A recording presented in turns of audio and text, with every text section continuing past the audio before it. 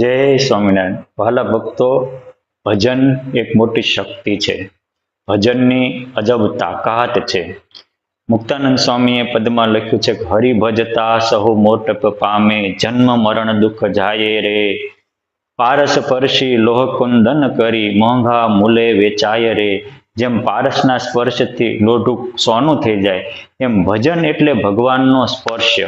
ભગવાન સાથે આપણી વૃત્તિઓની એકતા. ભજન ભજન સૌ કહે, પણ ભજન તે વળી શું હશે? ભજન સાચું તેને ગણીએ, જ્ઞાન મૂર્તિ મનથી નવ ખસે. પરમ પૂજ્ય મારા ગુરુજી સદગુરુએ જ્ઞાનજીવનદાસજી સ્વામીએ ભજનની આ વ્યાખ્યા કરી છે કે આપણી મનમાંથી મૂર્તિ ન ખચે એ સારું ભજન છે. અને આ ભજન થાય તો કેવી સ્થિતિ આવે, કેવી તાકાત આવે? આપણે ભજન કરીએ અને કામ કરવા મારો વાલો દોડે, પણ આપણને એ ભજનની તાકાતની ખબર નથી, એટલે આપણે જગતમાં રમીએ છીએ. ફાટસરમાં જેઠસુર બાપા થઈ ગયા. આમ તો બાળપટોળીના કાળુ વાવડિયા, એના ભાઈ લુંભાભાઈની બહુ પ્રસિદ્ધ વાત છે. રાઘવાનંદ સ્વામી, વ્રજાનંદ સ્વામી વગેરે પરમહંસોના યોગથી સત્સંગના રંગે રંગાયેલા કાળુભાઈ, એમના ભાઈ લુંભાભાઈ હતા, પણ એમનો દીકરો લુમાભાઈ હતા. અને લુમાભાઈના દીકરા આ જેઠસુર બાપા, એ પોતે બારપટોળીથી ફાટસર રહેવા ગયા હતા. એ ફાટસરના જેઠસુર બાપાના દીકરા કાંધા બાપા હતા, એનો દીકરો રામભાઈ હતો, એનો દીકરો કાથડ બાપા હમણાં સુધી હતા. અત્યારે કઈ પરિસ્થિતિ છે ખબર નથી. એમના પરિવારમાં પણ આ 7 પેઢીએ અકબંધ સત્સંગ જળવાયો છે. પણ જેઠસુર બાપાના દીકરા કાંધા બાપાને એના દીકરા રામાના લગ્ન હતા. એ તો પહેલેથી સત્સંગના રંગે રંગાયેલા. એ 525 ગામમાં એનું નામ પ્રતિષ્ઠિત પંકા એવા હરિભગત હતા.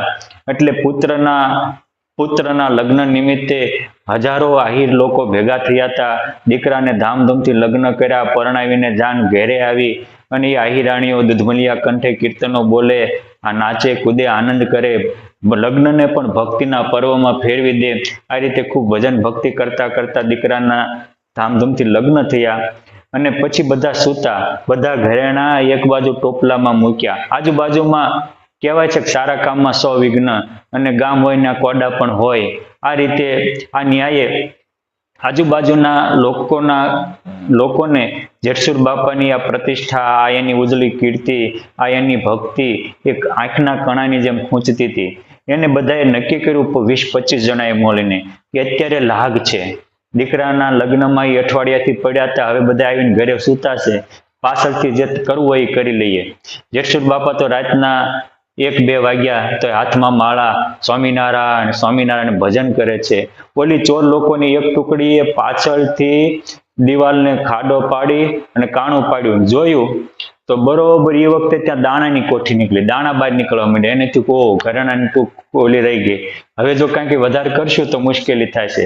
અને જ્યાં બીજી જગ્યાએથી કાણું પાડવા ગયા, ત્યાં પુરુષોત્તમ નારાયણ 2 સ્વરૂપ લઈને, જાણે કે માનો હરિકૃષ્ણ મહારાજ ને ગોપીનાથજી મહારાજ 2 રૂપે ઘરમાં દેખાણા, ભરી બંદૂકે.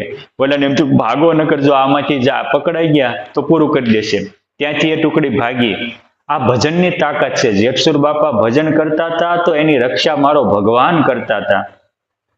બીજી ટુકડી અમને 200 ભેંસો હતી, ત્યાં 15-20-25 જણા બળકંબા બોકરાની બાળી હાથિયા સાથે પગ્યા અને એને ભેંસોનું ખાંડું વાળીને ભાગ્યા.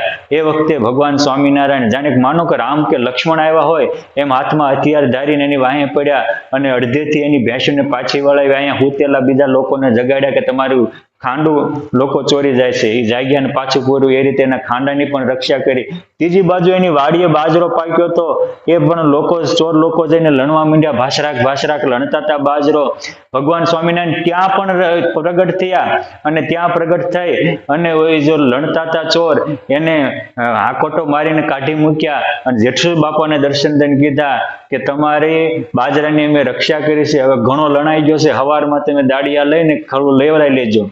રખોપા જેને રામના હોય, ઘનશ્યામના હોય, એનો કોણ વાકો વાળ કરી શકે? એટલે ગુજરાતીમાં કોઈ ભજનીકે કહ્યું છે કે રામ રાખે તેને કોણ ચાખે. માટે આપણે પણ જો આવી રીતે જેઠસુર બાપાની જેમ ભજન કરશું તો ભગવાન સ્વામિનારાયણ આપણી પણ રક્ષામાં હાજર રહેશે. એકવાર જુનાગઢથી કૃષ્ણચરણ સ્વામી ત્યાં ફાટસર પધાર્યા હતા અને આ દૂધમલિયા કંઠ જેવા આહિરના દીકરાઓ કીર્તનો બોલતા હતા, ગાયું ભેંસોના દૂધના ભગોડા ત્યાં મુકાતા હતા, સંતોને આગ્રહ કરીને રાખતા હતા. એક જ પરિવાર હતો પણ સંતો આવે તો 400 માણસ ભેગા થઈ જાય એટલો એ સંતોનો સમાગમનો બધાને લાભ આપતા હતા. રાત્રિએ અંતકાળે આવી રે સંભાળી લેજો શામળા, જોશોમાં અવગુણ અમારા શ્યામ. આ પદ જેઠસુર બાપાના દીકરા કાંધા બાપા બોલતા હતા. એમાં કૃષ્ણચરણ સ્વામી અચાનક આંખમાંથી આંસુડા આવી ગયા. શું થયું? કાંઈ નહીં. વેજી હવારે વહેલા ખબર પડી કે બાજુના ગોરાણા ગામના એમના કુટુંબી દૈવતનો યુવાન 24 વર્ષનો એ દૈવત આહિર એને ભગવાન સ્વામિનારાયણ તેડી ગયા હતા. હવારમાં વહેલી સવારે એના સમાચાર આવ્યા ત્યારે કૃષ્ણચંદ્ર સ્વામીએ તે ડેલો ઉગાડ્યો અને પછી બે ભક્તિતને સ્વામી એમના ગુરુબંધુ સાથે હતા ને યારે વાત કરતા હતા કે રાત્રે ઓલો જયારે કાંધો અંધકાળે આવી રહી બોલતા ત્યારે ભગવાન આ યુવાન 24 વર્ષના દૈવત આહિરને તેડી ગયા એટલે મારી આંખમાં જળજળી આવ્યા હતા. ત્યાં જેઠા બાપા જાગી ગયા એ સાંભળતા હતા કે સ્વામી અમે કાળુ બાપાના પરિવારના છીએ. મારી હયાતીમાં 13 સભ્યોને ભગવાન સ્વામિનારાયણ તેડવા આવ્યા, એકને તેડવા આવ્યા ત્યારે મારે દર્શન થયા છે અને અમારા પરિવારના 22 સભ્યો ગયા, એક પણ ભગવાન સ્વામિનારાયણ તેડવા આવ્યા વગર ગયા નથી. આ અમારા પરિવારની ભક્તિનો તાકાત છે, ભજનની તાકાત છે. આપણે પણ એવી શ્રદ્ધા, એવી જ ભાવનાથી ભજન ભક્તિ કરશું તો ભગવાન સ્વામિનારાયણ પણ આપણા માટે એરોપ્લેન લઈને તેડવા આવશે ને અક્ષરધામ ઇનામ આપશે. જય સ્વામિનારાયણ.